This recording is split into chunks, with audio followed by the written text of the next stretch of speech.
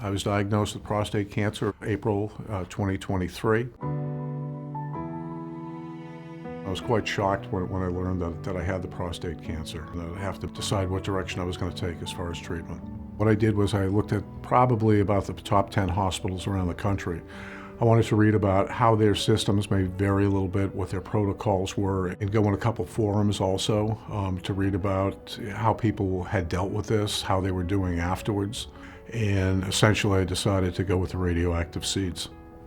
The seed therapy seemed to be the least invasive, and it did have a great run in terms of performance.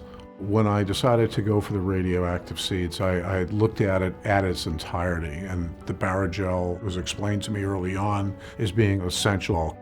My understanding from not having the Barrigel is that I could end up with a lot of adverse reactions, which is what I wanted to avoid at all costs.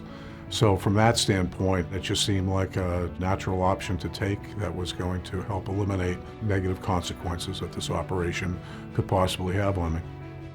I don't recall anything negative that came from the Barrigel or the radiation.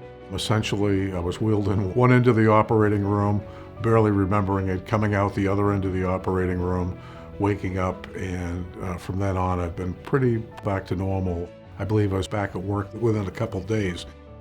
I would say the Barrigel really limited the amount of side effects that I would have had.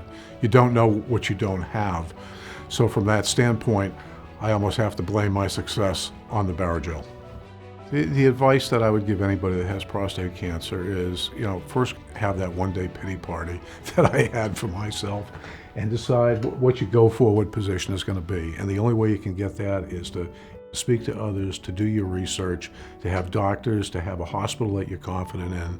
And when you've bridged all of those components, you're going to be able to go forward with a clear mind and just get this done like I have.